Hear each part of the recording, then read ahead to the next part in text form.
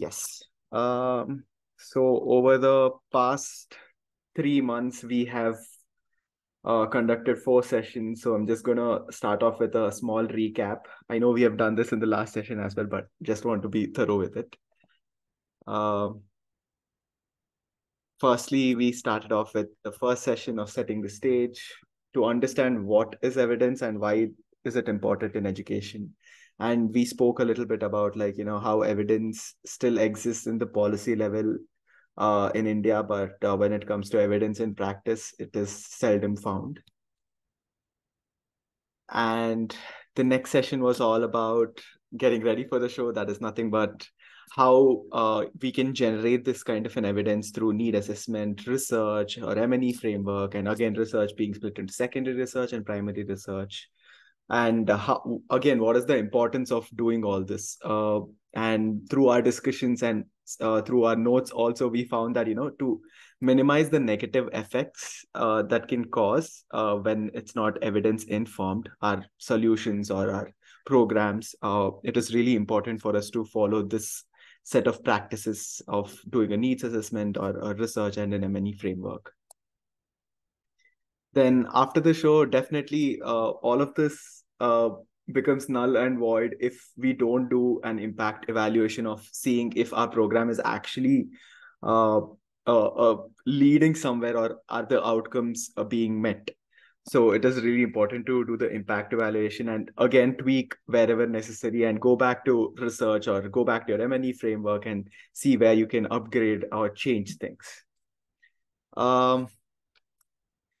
And the fourth session, which was the last session, we invited a global leader whose expertise is on evidence and who's from the Penn State University.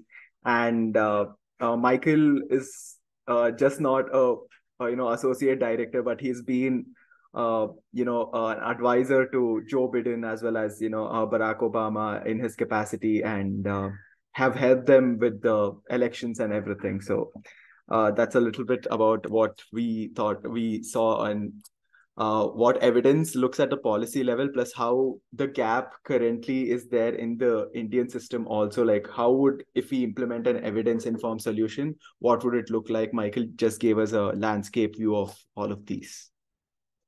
So today we are going to, usually we have like a session and then we read like a case study or a research paper. But today we are directly going to jump into the research paper. Today I have a very exciting research paper that's coming your way. So this is about talking about the barriers and enablers to achieve evidence-informed practices.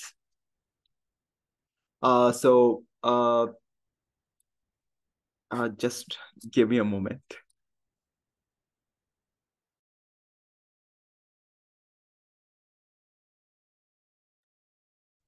So sorry about that.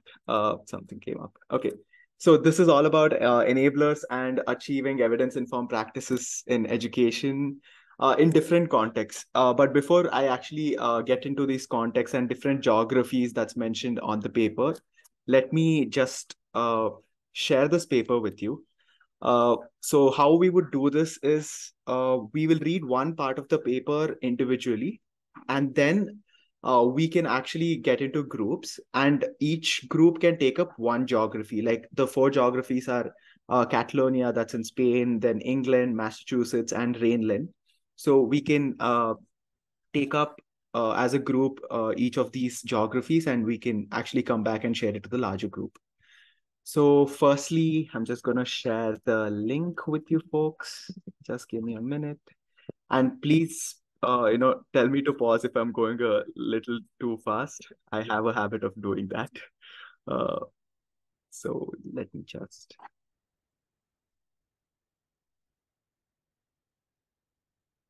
This is the research paper. I would request all of you to actually download this research paper so that it's easier like to read in a PDF format.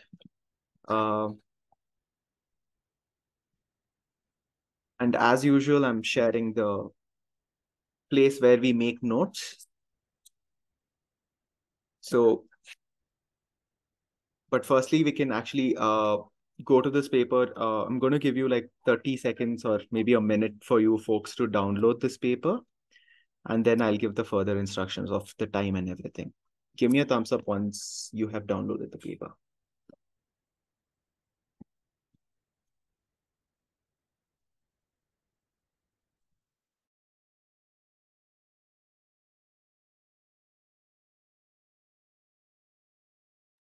Thanks, Akriti.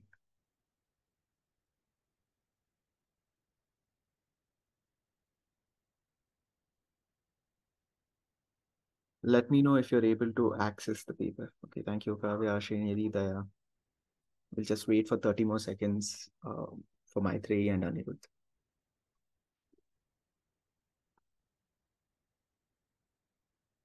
And again, this paper is something that while we were writing our paper, we found this, and this is really helpful for shaping our paper as well.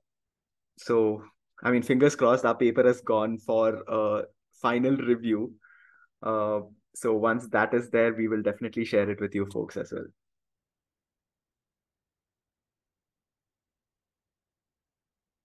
Okay, let's get started. So if you have downloaded the paper, then we can actually get started reading from page number 2. That's evidence-informed teachings.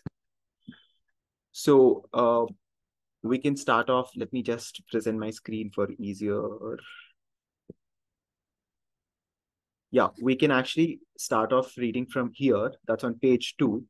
And we can go all the way until uh, research questions. You don't have to read research questions and approach, but on page 4, you can stop at research questions and approach. This is we will take, now it's actually 4:13. We'll take 12 minutes for this. So let's come back at 25. That's 4:25. So you can actually get started with it. Ria, if you haven't read, please go ahead. You can also get started with that.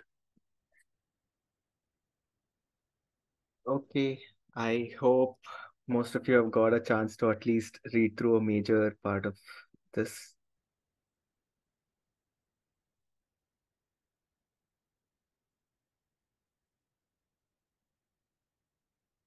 Let me know if you still need more time. I know this this is quite a bit of content. Uh, okay, but I guess most of you are done at least skimming through. Okay. So what are your thoughts? Like, I really want to know what are your thoughts, and does anyone want to share, and like what stood out in this entire section of this paper that you read?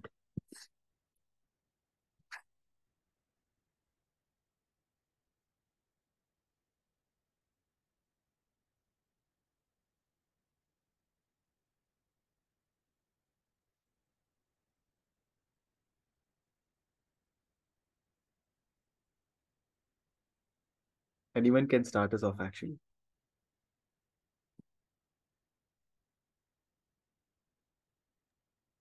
I think I would say just the very basic fact that if you need to improve the education system, I like how they've mentioned that you need to start like the bottoms up approach where it's the teachers and the system that you need to actually work on rather than improving strategies for students. Like it's more like professional development of teachers and then how it should be like more regular and consistent than working on the syllabus for students or more aligned towards student development. So the very basic fact that anybody who would have been in the education sector for a long time or even for like 2 years would know that it's more about teacher development than students.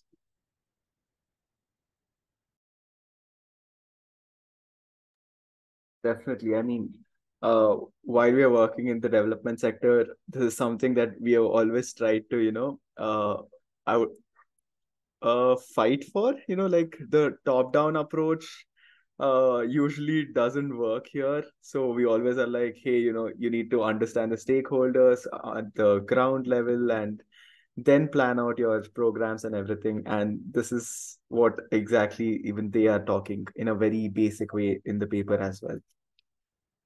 anyone else wants to add something or wants to actually talk about this cohesion regulation matrix also.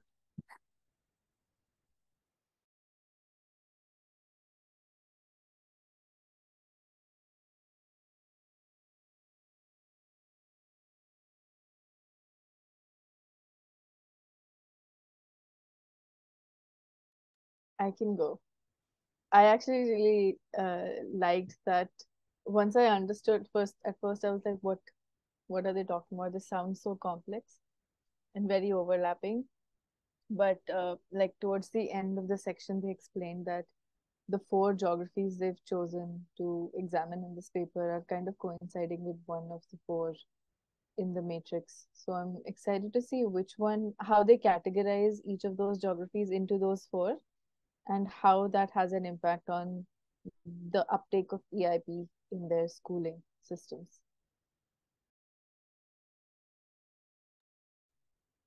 Definitely something that while reading this paper quite some time ago, even me and my co-writer Deepa also were thinking on these lines, like how would an organization look like, or how would a larger picture under which quadrant would actually work in different situations also is something that we were thinking on. Let me give, if anyone has one more response we can take, if anyone wants to come off mute and actually share your thoughts.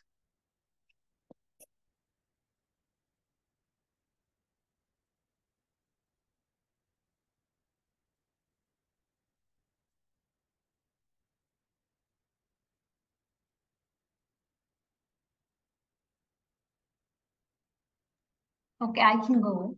So what I could take away was, that research says that when research is used in teacher training, it affects school performance.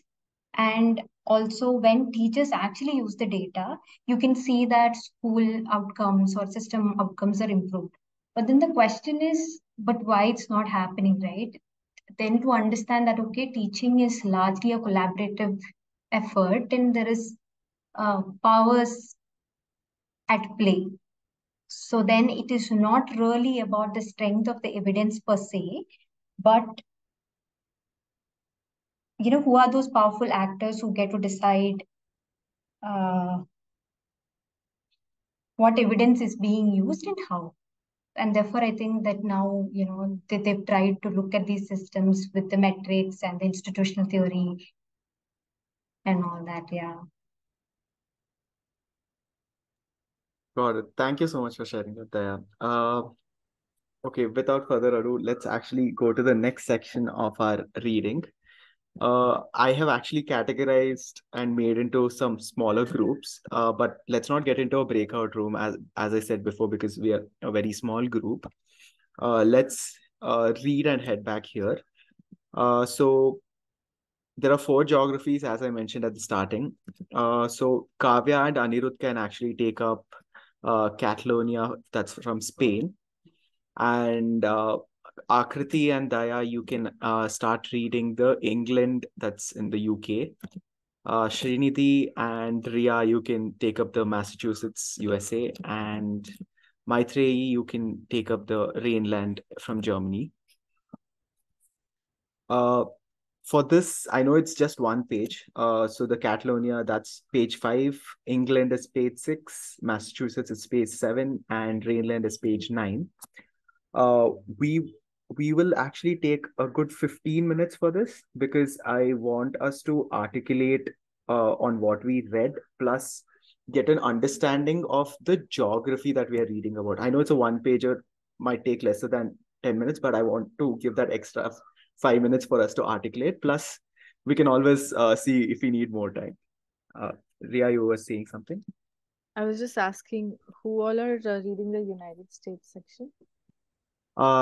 Let me just present my screen. Thank you for sharing that, Ria. So these are the groups. So Kavya and Anirudh with Catalonia, England, UK is Akriti and Daya, Massachusetts is Srinidhi and Ria, Greenland is Maitreyi. So And Maitri is not connected over audio with us. I'm not sure if she can hear us or if she's understanding the brief. oh, Would you want to relocate someone else to Germany as well? sure. Does I can I take mean it does up. okay, awesome. Just gonna do that. Thanks, Rian. Yeah. Okay. We can get started with. So now it's 4:38. So we can come back at 4:53. 4:53. Or let's make it a round number, not round number, but 4:55. Yeah.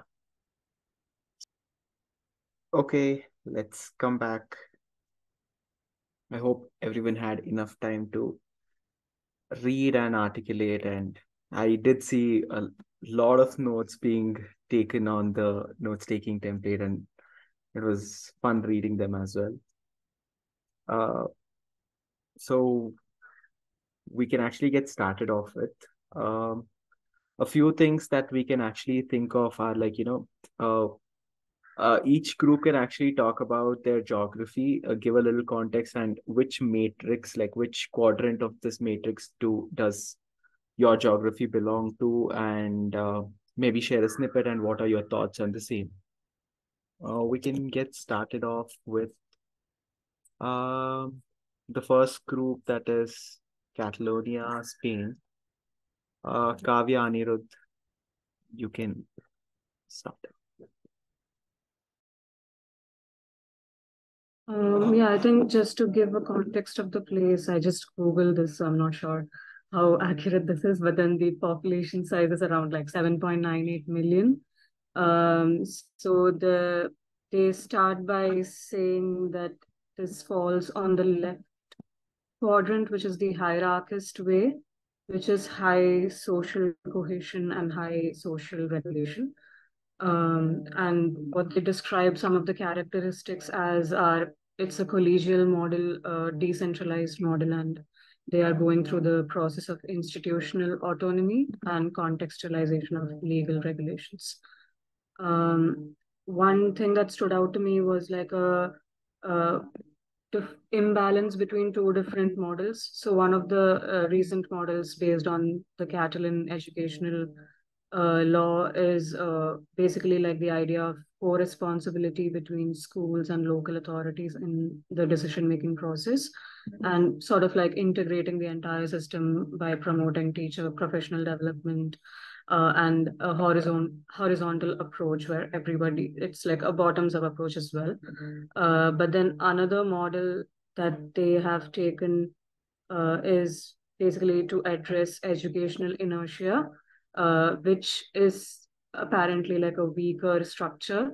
So what they're saying is the first model and then the weaker structure is sort of causing an imbalance, and they're not able to get to the decentralized model that they have been wanting to get to.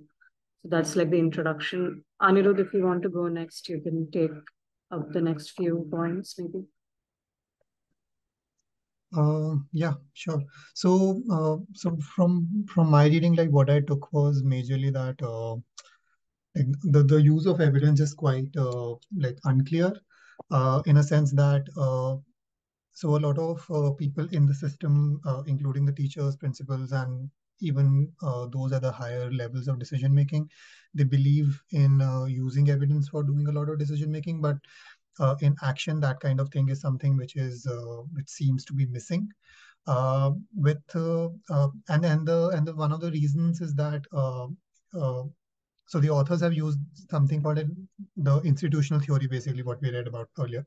And they say that at different levels, people look at research as different things. So, for example, at least at the level of teachers, for example, they tend to disconnect the conception of research from practice, and teachers perceive that research is sort of like an abstract knowledge which is useless and not of very good quality, and more than that, like it is quite removed from the daily practices of the teachers themselves.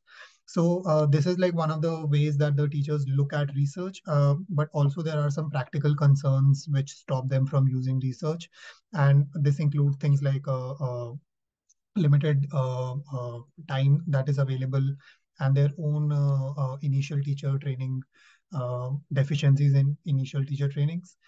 The second rung, if we look at as is like away from the teachers, like a little higher up where policy and everything is made, and that level as well. There's a lot of research which is being done, but it's all very disconnected, and like most of the laws and decrees are not actually taking any research findings into you know into consideration before they're making the policies, and there is more reliance on experience rather than anything else. So these are majorly what they talk about, how in evidence is used, and yeah, that's majorly about it. Thank you, Anirudh and Kavya, for sharing about it. While Anirudh was speaking, I was actually reminded of a time I was doing like this tiny primary research with organizations to understand how they follow evidence and everything. And largely organizations do like a secondary research, primary research, but somewhere there was a disconnect, like Anirudh also spoke, that this secondary research and primary research finding is not being used in the program design. It becomes like a step of the process, but are we actually using things from there and incorporating it into our design is something that a lot of organizations were also struggling to articulate about some of the questions that we did ask. Thank you so much for sharing that. Next, we can actually go with England. Akriti, Daya, both of you can share. I think I can start. Yeah. I think there were a lot of interesting things that I was able to see, and in some places I could also draw some parallels with our own country and like our own, I think, evolving education sector landscape. And so the introduction, I think, of England is that it has a high accountability and high autonomy context right now, and that there are, I mean, there are multiple decision making paths which are being devolved uh, to schools, and I mean decision making powers as well as resources, they are being given to schools, and they're trying to build a self improving school system, and they are trying to, I mean, there was this whole thing on how individual schools have more responsibility for their own improvement, and teachers are expected to learn from each other so that they're able to spread those practices. And there was also this kind of a system which was made. I'm not sure what exactly it was, but yeah, Ofsted inspections, wherein schools were inspected on the basis of multiple things, and if there was a top grade, outstanding grade which was awarded to the schools, then they'd get a lot of benefits. And in terms of benefits, it means that I'm sorry, I know there's some noise in my background. Yeah. So in terms of benefits, I think there were benefits like this grade. Like I think we have college grades like the NAC accreditation sort of. I think it is similar to that, and people. I mean, if it gets that outstanding award, so then parents would then want to get admitted to that school, and there would be lesser kind of checks in those schools happening. And yeah, there were multiple, I mean, there was this thing as well, and apart from that, I think there was this survey. So this was very interesting. So like US, I mean, the discussion that we had for Spain, it was very similar. Teachers over here as well do not believe that research has a lot of influence on teacher decision making. So there was 60% teachers. There was a survey which was taken back in 2017, and this was of and out of the survey, 60% teachers believed that they'd rather take ideas or support from their own experiences instead of researchers. And yeah, that was something very similar happening over here as well. And I think, yeah, I think Daya, if you'd like to add anything.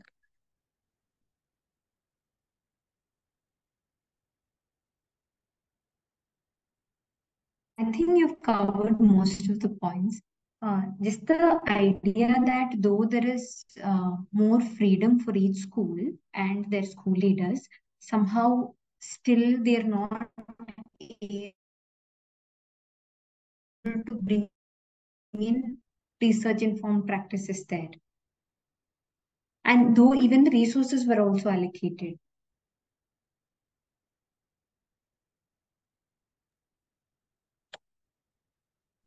Thank you, Akriti and Daya, for sharing that. And Srinidhi, do you want, I know you are unwell. Is it possible for you to unmute yourself and share, or Sure, maybe? talking in between, in which case I'll probably go off mute and come back. But Thank you. so the paper actually said that the Massachusetts context has also been placed in that top right quadrant, which is the fatalist way, and I do see some similarities with what Akriti was sharing.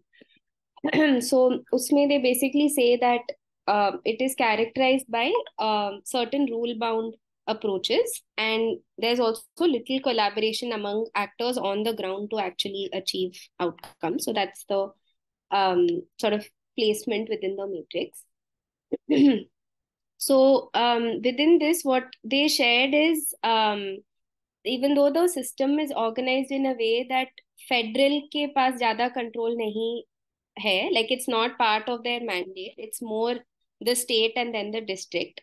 But then when certain acts and policies are introduced at the central level, then I think just the whole power dynamic sort of starts playing out there, and that policy or act and what they value and what they want to be measured is what then sort of starts to redirect the focus of actors on the ground as well.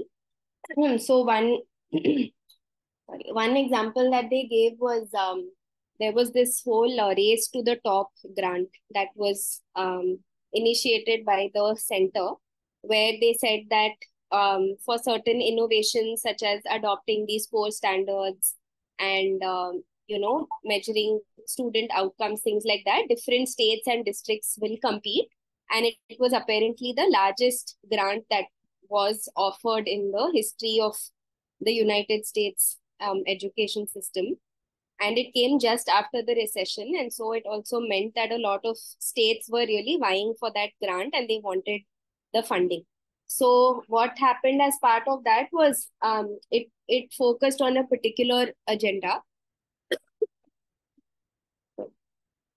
It focused on a particular agenda of basically your very narrow focus on student learning outcomes and things like that. And also it had already defined what the measurement criteria would be. And because that had happened, the people on ground, so say teachers and educators, were sort of forced to look at that. And when they were interviewed about the kind of evidence that they used, like majority of them said that the only evidence that they used were the student assessment scores. So there was not much scope for them to engage in any other form of evidence that they initiated or any other kind of research either. And the student assessment scores were also, I think, externally collected and shared with them by, say, other organizations or associations. So in that sense, the role of people on the ground was mostly reduced to sort of engaging with that data and using it in whatever way, but not really in collection or even thinking about what other forms of data might be helpful. Another piece that was shared in terms of the research was also this one I found interesting, which was they said the limitations to engage in external research were more around like time and resources. Like confidence to engage in it was not a barrier. And I think that is some connection that I was making in our context. I think that would definitely be a barrier. In terms of, say, just the skills that you would require, or even if it's not in that very professional sense of research, I think it's just not a skill that is focused on in teacher professional development. So I can sort of make that connection in terms of hesitancy to engage with research. Yeah, and the other was also that because of this, there was some skepticism towards research, and therefore that was also serving as a barrier to engage in it and use it for their work. And yeah, the last bit was, even though lot of the all of the districts were part of this whole process, but within them the kind of collaboration or sorry, within them the kind of collaboration or cross district sharing was very low, because everything was already set and it just felt like they had a certain standard to meet, and maybe people didn't really see value in sharing what was happening across districts, and it therefore became a very centrally controlled, valued, external evidence use kind of situation.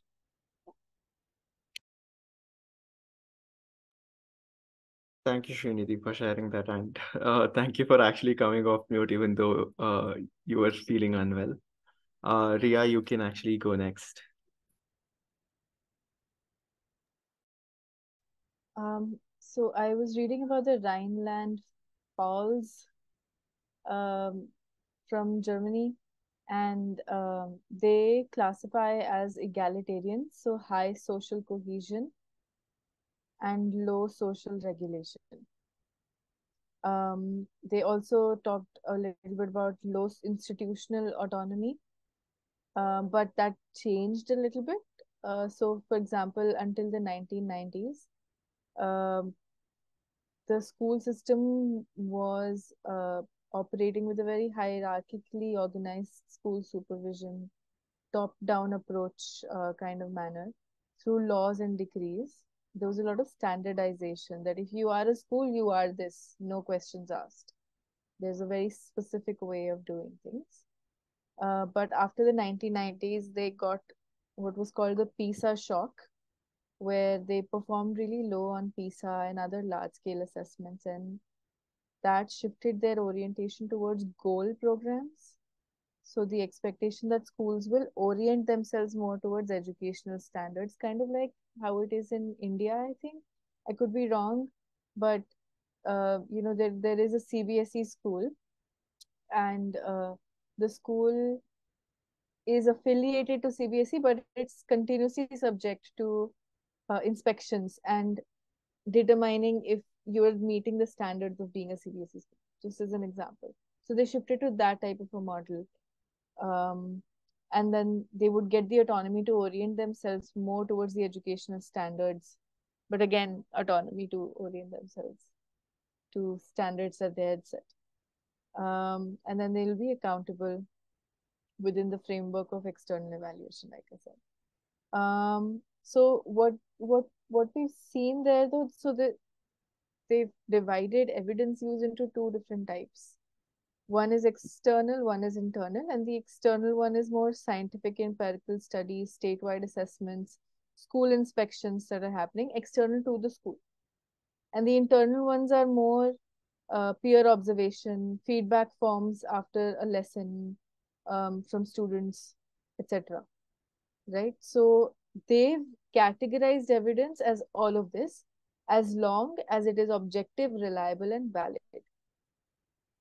And in a study they did with 1,200 teachers, they found that internal evidence sources, the ones that I just described, were highest in use and reception.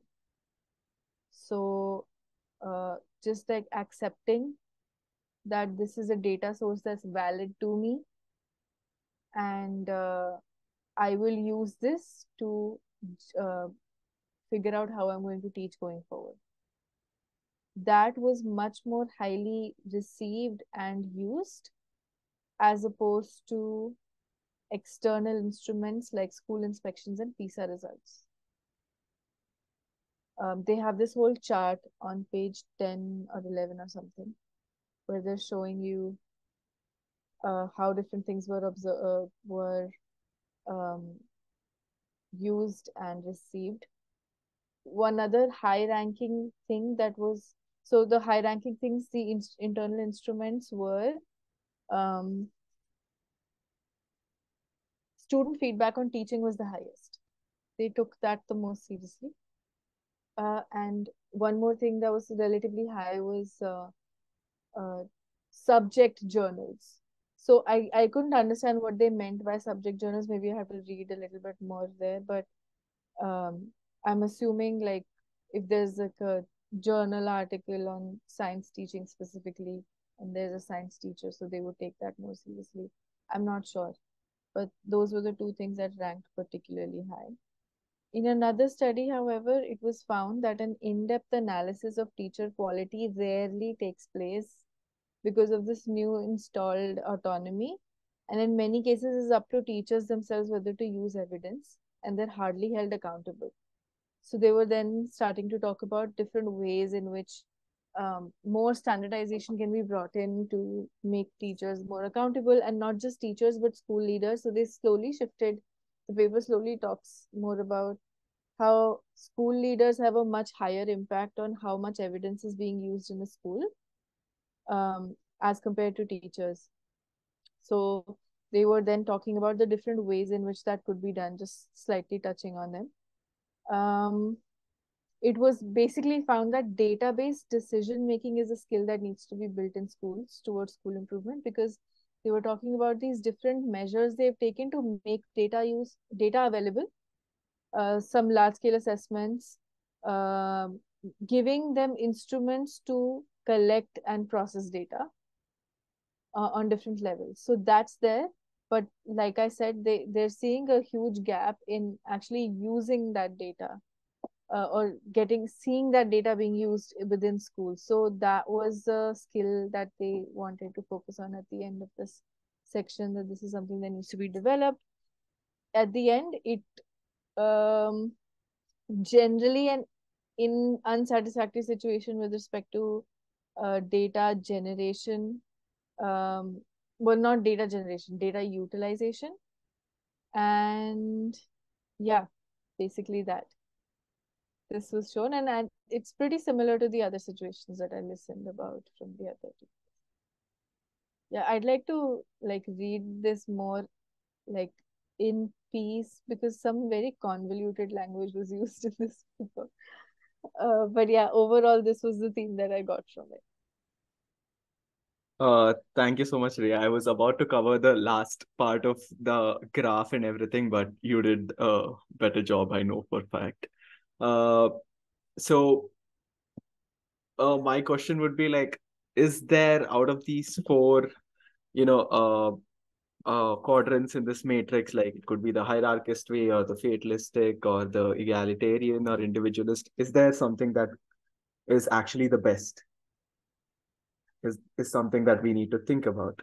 But because this is kind of like a debate we had internally also while reading this, that it doesn't have to be like we have to choose the best, right? It can be a context-based thing. Like some places maybe very there are a lot of times where people work in a way like I tell you what you do and you do it. There's not much innovation, but there's a strict regulation there.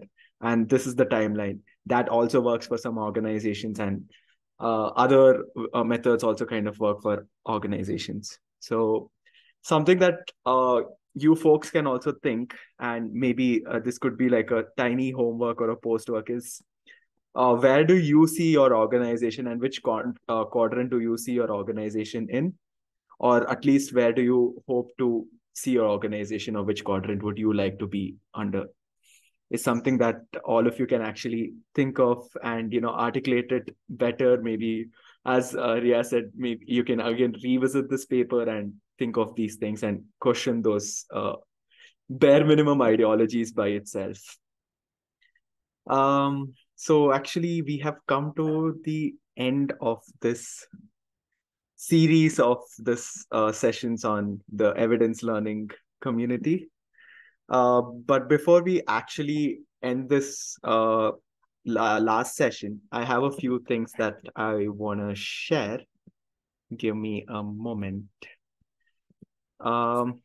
Okay, so what's next? Does anyone have any clue like what could be a possible thing that we'll be doing next? You can take a shot at it.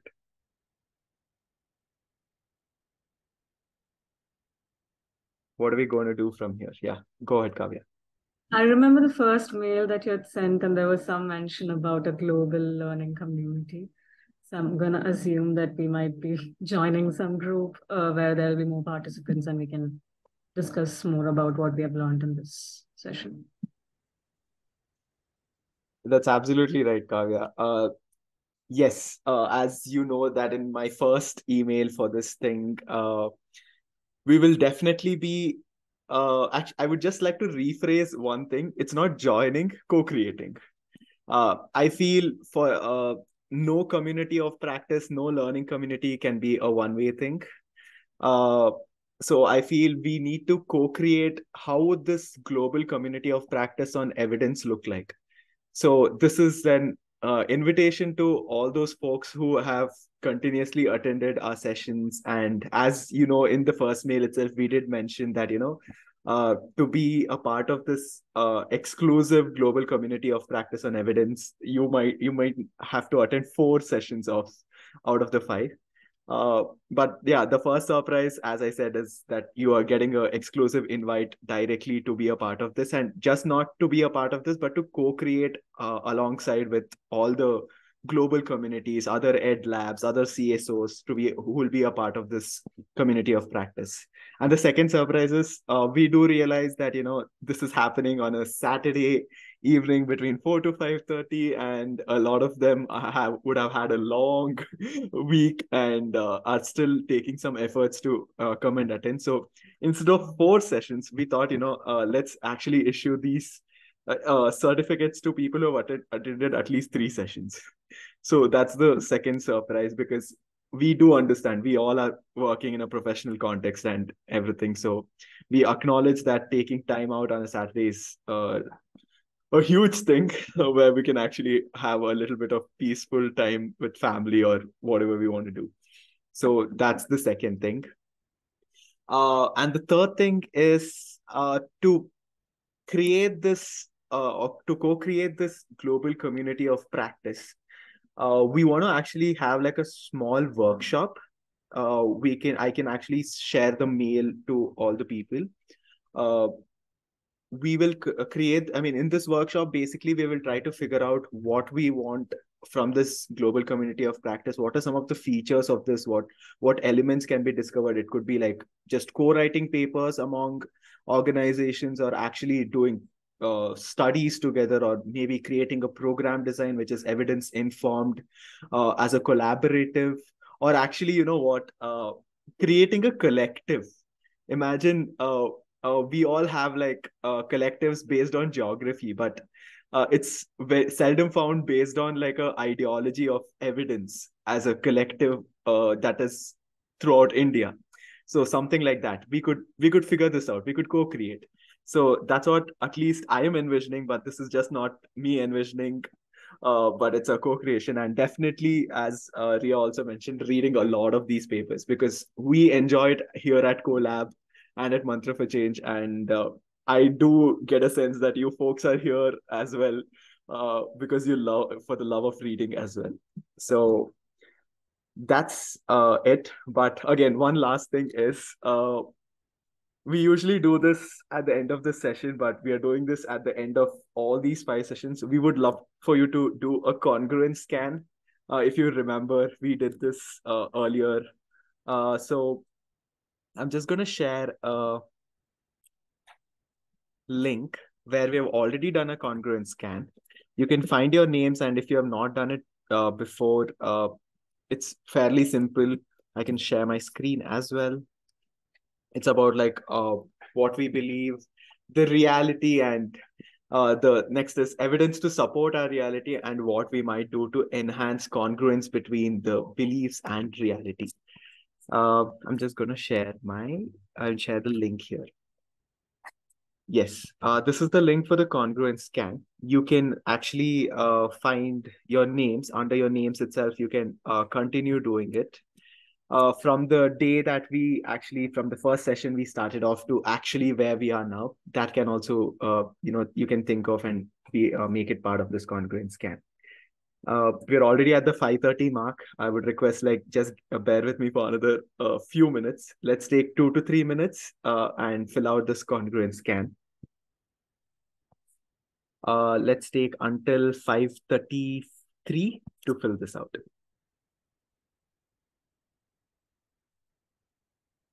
Okay, let's come back.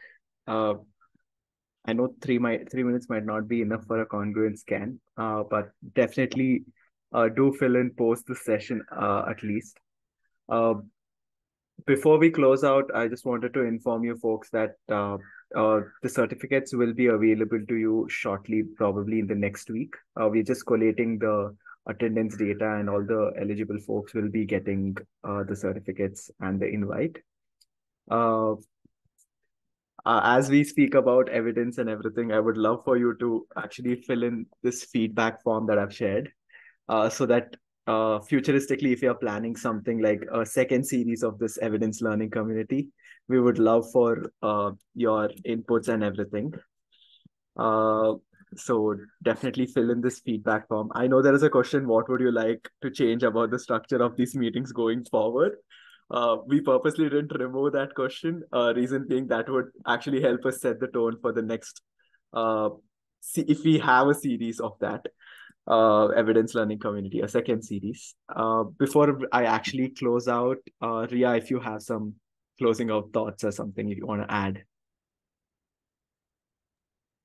Yeah, I think I had a fantastic time. It pushed me to make time for reading about things that will ultimately help me improve my practice and that of my organization. So that's something that I want to do, but hardly get time to. So this was a good space for me for doing that as well. So thank you so much, everyone, for engaging actively in this.